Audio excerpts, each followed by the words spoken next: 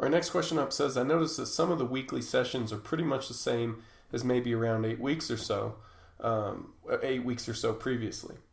I'm just trying to get my head around it. Is this some sort of wave style format?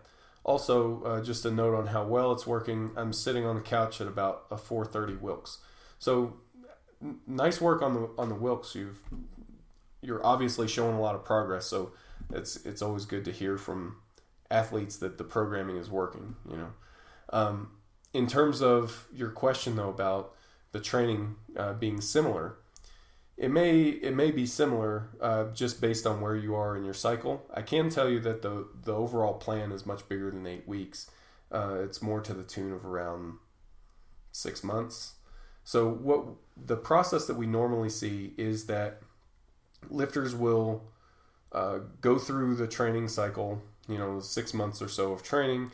They'll peak, and they may go through that. They may go through a similar training cycle.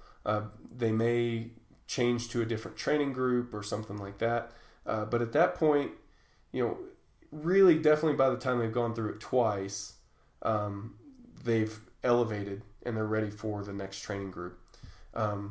With that said, even the programs are always changing. They're always adapting. We're updating them, making small tweaks here and there to make sure that they work better.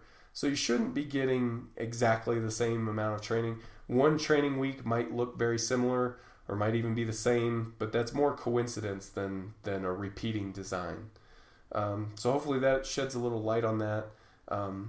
Even if you stayed in guided programming for years, I doubt that you'll see the same training over and over because you're going to develop as an athlete and your needs are going to change as an athlete. So we're going to place you in different training groups with different training programs, and combined with the evolution of all the training programs, I just really doubt that you're going to see repeating training.